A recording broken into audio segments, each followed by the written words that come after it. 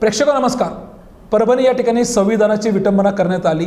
हे प्रकरण ज्या पद्धतीने राज्यभर व्हायरल झालं त्यानंतर मात्र परभणी या ठिकाणी आंबेडकरी जनता, आंबेडकरी विचाराची जी लोक होती ही रस्त्यावरती उतरले.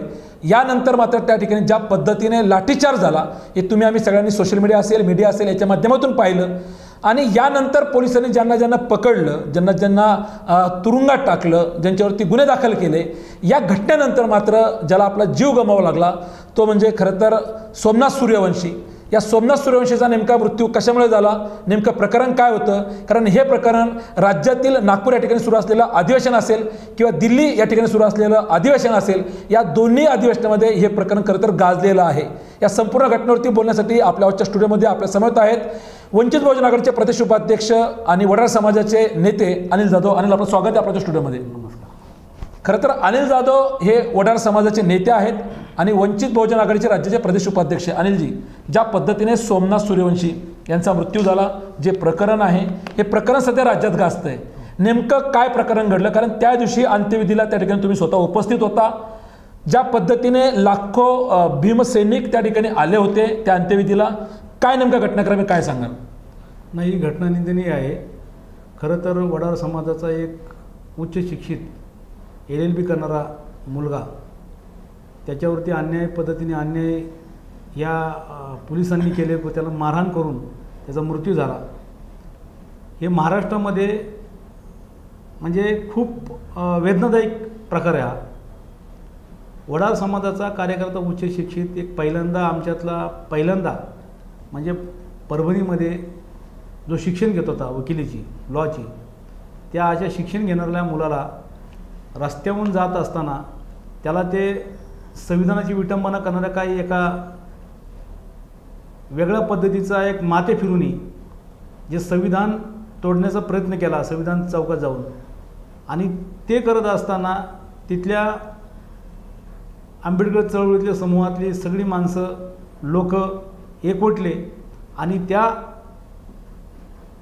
भागामध्ये त्या गावात असलेला तो माथे फिरू त्याला पकडून द्यायचा प्रयत्न केला. आणि पकडून दिल्यानंतर पोलिसांनी त्याला ताब्यात घेतलं. बरं, ताब्यात घेतल्यानंतर त्याला माथे फिरू असं नाव दिलं, परंतु तो माथे फिरू नसेल, त्याला आंबेडकर हे नाव त्याला आवडत नसेल कदाचित, आणि म्हणून त्याच्या माध्यमातून पोलिसांनी त्या परभणीमध्ये लाठीचार्ज केली. गोरगरीब, वंचित, महिला असेल, तरुण असेल, लहान मुलं असेल, अशा लोकांना मारायला सुरू केलं आणि कोम्बिन ऑपरेशन त्यांनी चालू केलं. जे भेटेल त्यांना मारायचं चालू केलं. म्हणजे अशा पद्धतीचं एक भयानक पद्धतीने त्या परभणीत वातावरण घडलं. त्याच दिवशी आमचा वडार समाजाचा कार्यकर्ता, जो आंबेडकर चळवळीला मानणारा, आंबेडकरांना मानणारा, संविधानाला मानणारा असा एक मुलगा होता, तो त्या ठिकाणी तिथं उपस्थित होता. आणि तो त्या ठिकाणी जे गडबड चाललं होतं ते नुसतं गडबड संविधानाचं विटंबना करणारा असं कोण आहे असं पाहायला बघत होता, आणि त्या संविधानाचं रक्षण करण्यासाठी थोडाफार त्यांनी पुढाकार घेतला.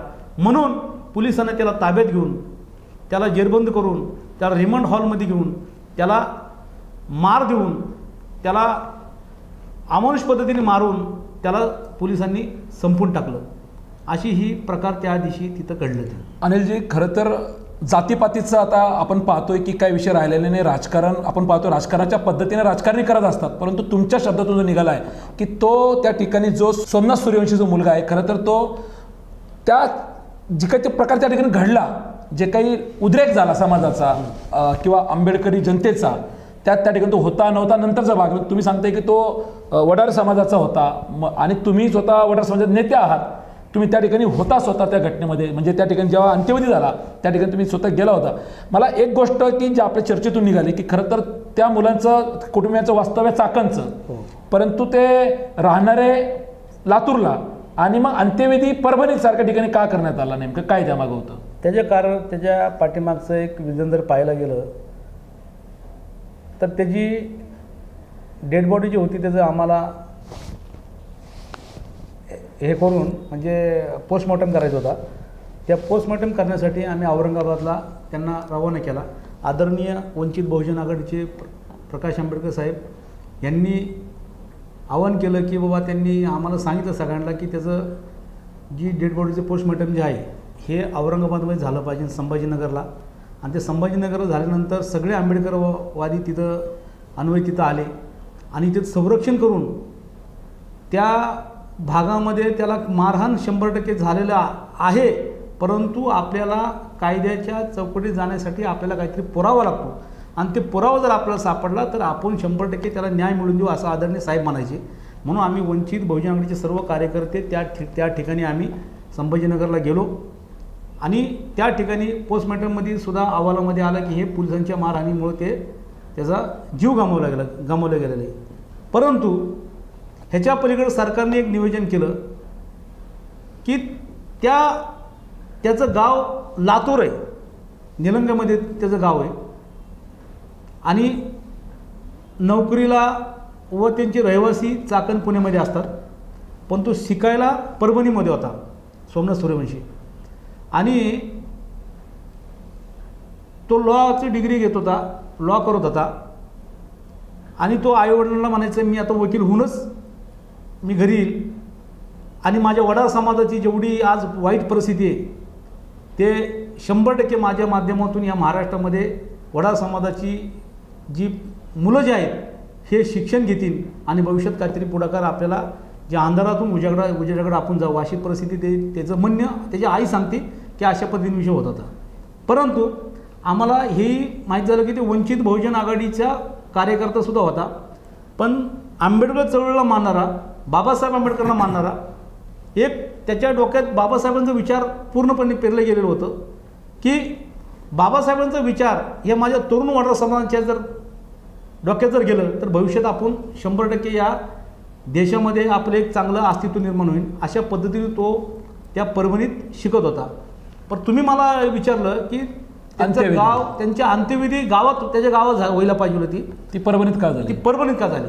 परभणीत व्हायचं कारण असं, त्याचा मृत्यू झाला परभणीत. बरं, त्याला मारलं गेलं परभणीत. त्या चळवळीमध्ये सापडलेला तो आणि त्या ठिकाणी आंबेडकर चळवळीतली ही सगळी माणसं त्या पाठीची होती आणि त्याच्यासाठी आंदोलने केली.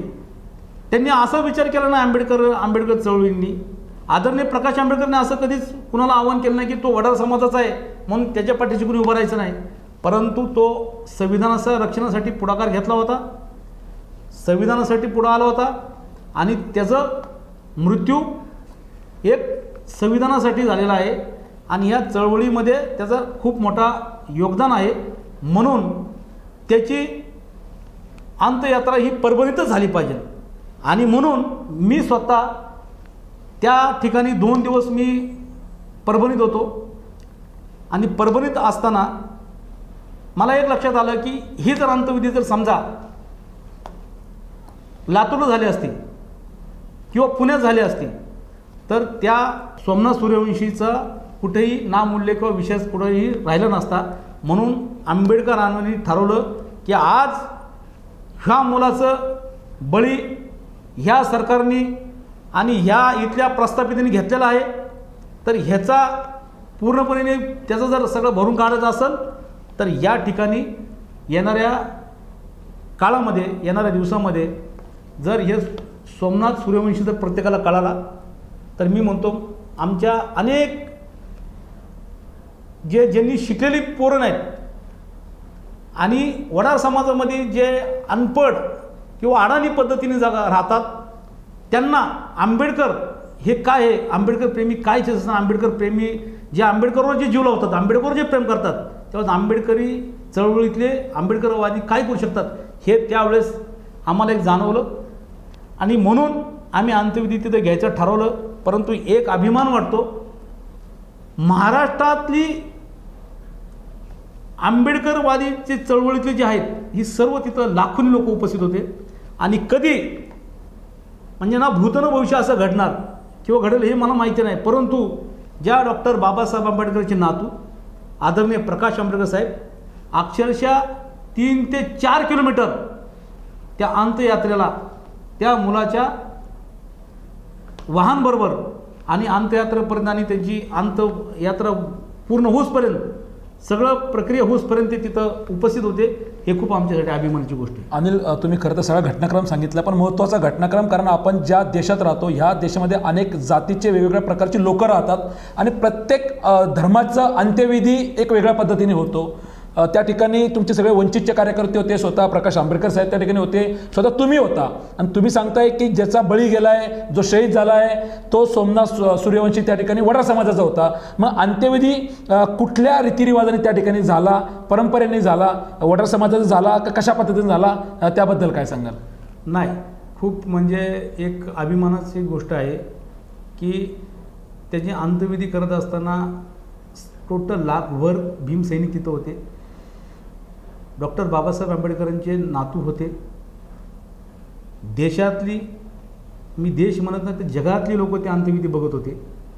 आपल्या आपल्या चॅनलच्या माध्यमातून, फेसबुक असेल किंवा प्रत्येक आपल्या माध्यमातून असेल, ते बघत होते.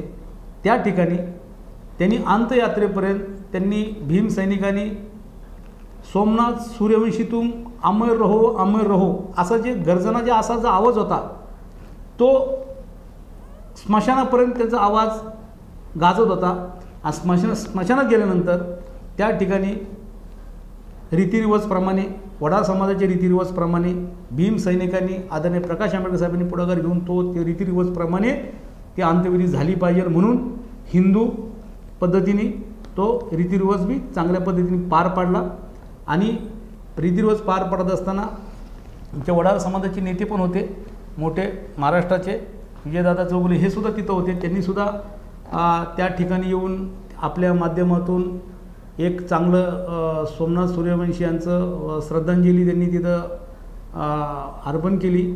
आणि एक चांगल्या पद्धतीने, चांगल्या नियोजन पद्धतीने तिथं चांगल्या अंत्यविधी झाली असं मला वाटतं. मी अंत्यविधीचा प्रश्न यासाठी घेतला, खरं तर सोमनाथ सूर्यवंशी जो त्या ठिकाणी मृत्यू पावलेला आहे, तो नेमका कुठल्या समाजात होता, हा तुमच्या बोलण्यातून प्रश्न खरं तर पुढे आला.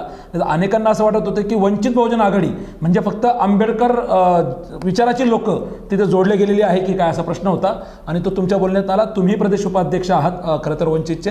दुसरा प्रश्न असा की आता आपण पाहतोय की राज्यामध्ये सध्या जे काही हिवाळी अधिवेशन सुरू होतं नागपूर या ठिकाणी, त्या ठिकाणी स्वतः मुख्यमंत्री देवेंद्र फडणवीस यांनी संपूर्ण प्रकरणाची माहिती देत असताना ज्या पद्धतीने आता सध्यानंतर आरोप होत आहेत, तर सोमनाथ सूर्यवंशी यांच्या मृत्यूबद्दल ज्या ठिकाणी देवेंद्र फडणवीस यांनी जी माहिती दिली, तर पोलिसांच्या मारहाणीमध्ये मृत्यू झाला नाही, तर सोमनाथ सूर्यवंशी यांना आधीपासून त्या ठिकाणी आजार होता किंवा आधीपासून त्यांना अंगावर जखमा होत्या, या पोस्टमॉर्टममधून समोर आलंय असं स्वतः राज्याचे मुख्यमंत्री देवेंद्र फडणवीस यांनी अधिवेशनामध्ये ही सगळी माहिती दिलेली आहे. याकडे आपण कसं पाहता? नाही, हे संपूर्ण खोटी विषय आहे.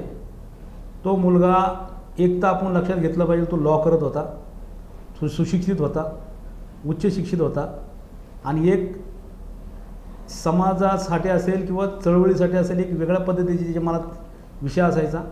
तुम्ही एक लक्षात घेतलं पाहिजे, तो कुठल्या दरोडेखोर किंवा आंदोलनामध्ये, त्याच्या आत्तापर्यंत इथे असं की तो कुठल्या आंदोलनामध्ये नव्हता. त्यांनी कुठल्याही बाबा कुठल्या दगडफेकीमध्ये त्याचा एक व्हिडिओ दाखवावा, त्यांनी कुणाला, मला तर एकच सांगायचं की त्या ठिकाणी जरी पोलीस त्या समजा फडणवीस साहेब म्हणत असतील की बाबा त्याच्यावरती कुठे दाखवा नाहीत, पण पोस्टमॉर्टममध्ये जे आलेलं आहे ते खोटं आहे का? पोस्टमॉर्टममध्ये जे त्यांच्या जे पुरावे आहेत आलेले ते खोटं आहे का? तुम्ही ते पण बघा ना. आणि मग ह्याच्या अगोदर त्याच्यावरती काहीतरी झालं पाहिजे होतं की ह्याच्यानंतर बी व्हायला पाहिजे. पण त्याच दिवशी जो मुलगा आदल्या दिवशी बोलतो आमच्या कुठल्याच आंबेडकर चळवळीच्या माणसाशी की बाबा माझ्या घरापर्यंत हे मेसेज पोचवा आणि मला येऊन भेटा किंवा मला सोडवा असं म्हणतो, आणि त्याची लगेच दुसऱ्या दिवशी त्याची मृत्यू होते, हे दुर्दैव आहे. आणि मला एवढंच सांगायचं आहे की ज्या अमानुषपणाने या पोलिसांनी त्या दिवशी लाठीचार्ज केली, तर त्यावेळेस ते पोलीस नसताना एक कुठली तरी वेगळ्या पद्धती वेशभूषेतली गुंड दिसत होते. जे भेटल त्याला तोडवायचे, जे भेटल त्याला मारायचे, जे भेटल त्याला तोडवायचे. अशा पद्धतीचा विषय सोमनाथ सूर्यवंशीचा मृत्यू हा मारहाणीमुळे झालेला आहे, त्याला मारल्यामुळे झालेला आहे, आणि त्याचा मृत्यू त्या ठिकाणी त्याचा घडून आलेला आहे. तुम्ही म्हणता कोम्बिंग ऑपरेशन झालं, आणि स्वतः मुख्यमंत्री म्हणतात कोम्बिंग ऑपरेशन झालेलं नाही. कोम्बिंग ऑपरेशन झालेलं आहे का नाही ते तर CC फुटेज आहेत, कॅमेरे आहेत, अख्ख्या चॅनलला आहेत, प्रत्येकाच्या फेसबुकवरती आहेत, सगळे पुरावेच पुरावे आहेत. जर मुख्यमंत्री जर साहेब म्हणत असतील तर कोम्बिंग ऑपरेशनमध्ये ते गेलं नाही तर दुर्दैव आहे. तर आता याला करणार काय? म्हणून तर मी सांगतो, ह्या जर मुलगा वडार समाजच म्हणून तर वारला असता, एक वडार वसाहत जर तो वारला असता किंवा तिथं त्याला कुणी मारलं असतं त्याला भर चौकात जरी समजा पोलिसांनी मारलं असतं तरी मला वाटतं त्याला न्याय मिळालं नसतं. पण आंबेडकर चळवळीत तो मुलगा मेला म्हणून आंबेडकर हे महाराष्ट्रातून जागृत झाली आणि म्हणून त्याला आज न्याय मिळण्याची गरज आहे. आणि म्हणून महाराष्ट्र बघतंय की सोमनाथ सूर्यवंशी हा पोलिसांच्या लाठीचार्जमध्ये गेलेला आहे. हे 100% असे विषय घडलेले आहे आणि म्हणून या महाराष्ट्रामध्ये अशी विषय जे घडत चाललेले आहेत हे कुठंतरी थांबलं पाहिजे. आणि आदरणीय प्रकाश आंबेडकर साहेबांनी पण सांगितलं आहे की त्या मुलाच्या घरच्यांना 1 कोटीची त्याची नुकसान जे आहे ते त्यांनी भरून द्यायचं. त्यांच्या 2 भावांना शासकीय नोकरी त्यांना मिळावी आणि एक चांगल्या पद्धतीने त्यांना त्यांचं जगण्यासाठी असं महाराष्ट्र शासनाकडून साहेबांनी चांगल्या पद्धतीने मागणी केलेली. हे मागणी पूर्ण हो मला असं वाटतं. तुम्ही सांगितल्या पद्धतीने वडार समाजाचा व्यक्ती होता सर, परंतु महाराष्ट्रामध्ये वडार समाज जागृत नाही. मला त्या मुद्द्यावर खरं तर यायचं आहे. तुम्ही आता जे मांडताय की प्रकाश आंबेडकरांनी जी मागणी केली की 1 कोटी द्या, त्याच्या भावाला शासकीय नोकरी द्या किंवा ज्या मागण्या आहेत तुमच्या ते पूर्ण होतील. आज आपण पाहिलं की शरद पवारांनी त्यांच्या घरच्यांची भेट घेतली, राहुल गांधींनी भेट घेतली, परंतु मागण्या काय पूर्ण होतील हे पाहणं महत्त्वाचं ठरणार आहे. पण याच्या पुढे जाऊन तुम्ही आज वडार समाजाचे नेते आहात, एवढी मोठी घटना घडली, तुम्ही सांगताय की तो वडार समाजाचा होता सोमनाथ सूर्यवंशी, परंतु कुठेही आज तुम्ही पिंपरी चिंचवडमध्ये राहताय, इथे कुठे आंदोलन झालेलं दिसलं नाही, महाराष्ट्रात कुठे आंदोलन झालेलं दिसले नाही. अंत्यविधीला लाखो भीमसैनिक होते, परंतु वडार समाज कुठे होता? मग तुम्ही आंदोलनं काय केली नाही किंवा तुमची पुढची मागणी काय आणि पुढची दिशा समाजासाठी काय असेल? बघा, हा खूप महत्त्वाचा विषय तुम्ही बोललेला आहे. या महाराष्ट्रामध्ये एका मुलाचं, वडार समाजाच्या मुलाची बळी गेलेली आज. आणि बळी जात असताना समाज आमच्या प्रत्येक कुठल्या तरी पक्षाच्या दावणीला बांधली गेलेली. आणि मला ते जाणवलं त्या दिवशी ज्या पद्धतीने संभाजीनगरमध्ये काही वडार समाजाचे कार्यकर्ते मागे नेते मंडळी यायचे की ही अंत्यविधी लातूरला झाली पाहिजे, ही अंत्यविधी परभणीला होता कामा नाही. ज्या पद्धतीने माझ्या पाठीमागं फोन असेल किंवा आपल्या ह्याच्या माध्यमातून असेल किंवा मला समोर भेटायचे व्हायला नाही पाहिजे, त्याच्या पाठीमागचं मला ते षडयंत्र कळलं की ह्यांना कोणतरी असं करायला होतं. कारण का आपली जी माणसं जी आहेत वडार समाजाची आहेत हातनं बळी जायला पाहिजे.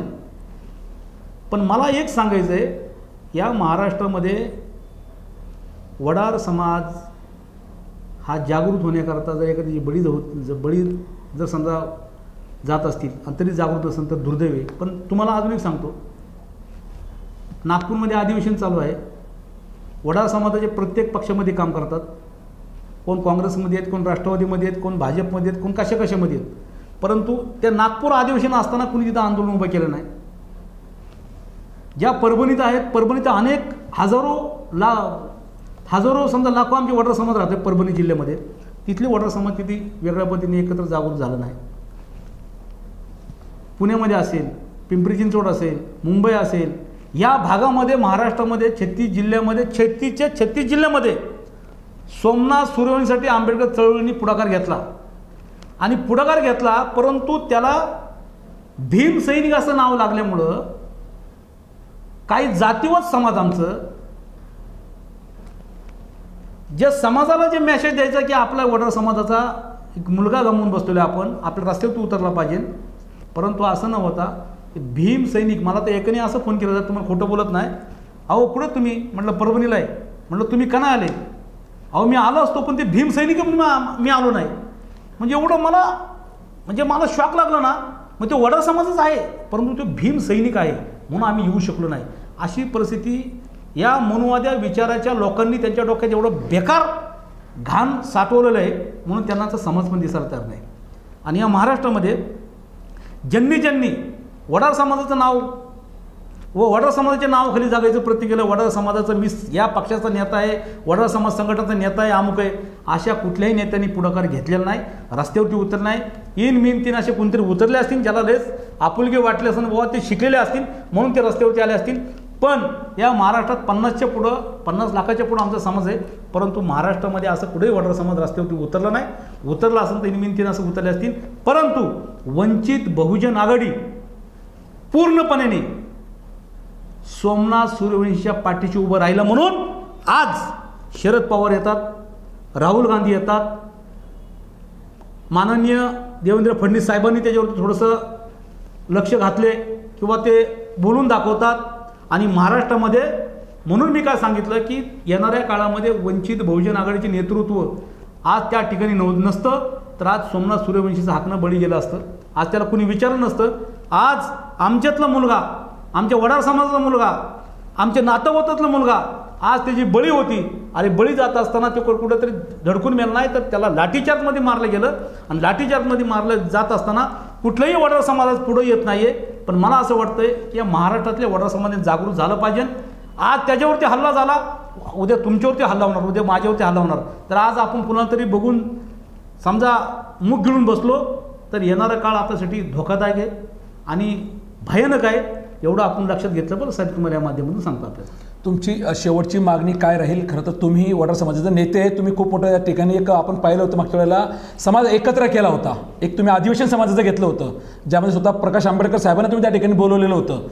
काय तुमची मागणी राहील? तुम्ही समाजाला काय जागृत कराल, कशा पद्धतीने, आणि काय न्याय या सोमनाथ सूर्यवंशीच्या कुटुंबाला मिळाला पाहिजे? पहिल्यांदा सोमनाथ सूर्यवंशी हे शहीद झालेले आहेत, आम्ही शहीदच म्हणतो. आणि एक भीम सैनिक आहेत ते. बहुजनांचे येणाऱ्या काळामध्ये एक चांगला आमच्यासाठी आदर्श राहील. असल्या कुटुंबाला या सरकारने आदरणीय प्रकाश आंबेडकर साहेबांनी सांगितलं 1 कोटी रुपयाची त्यांना मदत झाली पाहिजे. त्यांच्या घरामध्ये जे शिकणारे त्यांचा जे बंधू असतील त्यांना शासकीय नोकरी त्यांना घेतलं पाहिजे, दिलं पाहिजे. आणि सोमनाथ सूर्यवंशी याला पूर्णपणे न्याय भेटलं पाहिजे. ज्या माणसांनी, ज्या अधिकाऱ्यांनी, ज्यांनी कोम्बिंग, ज्यांनी जो वेगळ्या पद्धतीचं आंदोलन केलं, ज्या आंदोलनाच्या माध्यमातून आंदोलनाच्या विरोधात जाऊन त्यांनी ज्या पद्धतीने वातावरण भयानक केलं, गढूळ केलं, अशा पोलिसांना व अधिकाऱ्यांना त्यांच्यावरती कठोर कारवाई झाली पाहिजे. नंबर 1. नंबर 2, राहिला वडार समाजाचा विषय. वडार समाजाने जातीपितीच्या राजकारणात अडकू नये. वडार समाजाने माझ्या समाजाला ठेस लागली म्हणून जर 2 समाज जर रस्त्यावरती आलं तर ते विचारलं जाईल भविष्यामध्ये समाज आहे. आणि अशा प्रकारे जर वडार समाजाची समजा बळी जात असेल तर या महाराष्ट्रामध्ये दुर्दैव आहे. शिकणारा पोरगा आपल्यात, लॉ करणारा पोरगा जातो आणि त्या मुलाला जर उद्या शिकल्यामुळं, आंबेडकर चळवळीमुळं किंवा आदरणीय प्रकाश आंबेडकर साहेबांमुळं त्यांना जर न्याय मिळत असेल तर या महाराष्ट्रामध्ये मी म्हणत नाही की कुठल्याही पक्षात जावा, अमुक करा, पण संघटन म्हणून, समाज म्हणून एकत्र येऊन आपली न्याय हक्क मिळवून घ्यायची जर असेल तर एकत्र आपण आलो पाहिजे. आटीगटी गटबाजी बाजूला ठेवून, राजकीय विषय बाजूला ठेवून आणि प्रत्येक संघटना बाजूला ठेवून समाज म्हणून जर एकत्र आलात तर आपण वाचल, नाहीतर आपल्याला वाचवायला कुणी येणार नाही. यावेळेस आदरणीय प्रकाश आंबेडकर साहेब आम्हाला वाचवायला आले. त्यांनी न्याय द्यायचा प्रयत्न केला, त्यांनी पुढाकार घेतला. ते समाज या महाराष्ट्रामध्ये वडार समाजाच्या एक कार्यकर्त्यासाठी, एका मुलासाठी रस्त्यावरती बाबासाहेबांचे नातू येत असतील तर आपल्यासाठी अभिमानास्पद आहे. त्याच प्रकारे मला म्हणायचं, जे तुम्ही ज्या नेत्यांकडे काम करता ते नेते जर समजा त्या ठिकाणी गेले असतील तर ते तुम्ही सांगा. आदरणीय प्रकाश आंबेडकर साहेबांनंतर समजा शरद पवार येत असतील, राहुल गांधी येत असतील, वेगवेगळे भाजपचे नेते तिथे येत असतील, ह्याचा प्रभाव आदरणीय प्रकाश आंबेडकर साहेबांमुळे आहे. आणि येणारा काळ वंचित बहुजन आघाडी ही संपूर्ण महाराष्ट्रामध्ये वडार समाजाच्या पाठीमागे राहील, एवढंच मी आपल्याला सांगू इच्छितो. प्रेक्षको, खरं तर सोमनाथ सूर्यवंशी याचा मृत्यू नेमका कशामुळे झाला हा चौकशीचा भाग आहे. परंतु या संपूर्ण मृत्यू प्रकरणाला घेऊन ज्या पद्धतीने राज्यामध्ये आपण पाहतोय सध्या जे प्रकरण गाजतंय किंवा जे चर्चा होते ते खरं तर आदिल जाधव आता स्टुडिओमध्ये आल्यानंतर आपल्याला संपूर्ण सविस्तर त्यांनी घटनाक्रम सांगितला. कशा पद्धतीने त्या ठिकाणी अंत्यविधीला लाखो भीमसैनिक उपस्थित होते. कारण ज्या पद्धतीने सोमनाथ सूर्यवंशीच्या मृत्यूनंतर भीमसैनिकाचा मृत्यू झाला अशा पद्धतीने जे काही व्हायरल केलं गेलं त्यानंतर त्या ठिकाणी लोक लाखोच्या संख्येनं आली. परंतु खरं तर तो ज्या ठिकाणी जिचा मृत्यू झाला तो वडार समाजाचा एक कार्यकर्ता होता, उच्च शिक्षित होता, काही वर्षात तो वकीलही झाला असता, वकिली तो शिकत होता, त्याचं शिक्षण सुरू होतं. मात्र जे प्रकरण घडलं या प्रकरणात त्याचा बळी गेला. खरं तर एका आईने आपला मुलगा गमावला, एका भावाने आपला भाऊ गमावला. खरं तर ज्या पद्धतीने आंदोलनं होतात आणि या सगळ्या घटनेतून जे काही घडून जातं त्याचं संपूर्ण जे काही नंतर भोगावं लागतं ते एका कुटुंबाला भोगावं लागतं. तर अनिलजी, वेळात वेळ करून आपण स्टुडिओमध्ये आलात, या संपूर्ण प्रकरणाबद्दल माहिती दिली आणि समाजाबद्दल तुम्ही जागरूकता निर्माण करण्याचा प्रयत्न केला. खरं तर आपले मनपूर्वक आभार. धन्यवाद.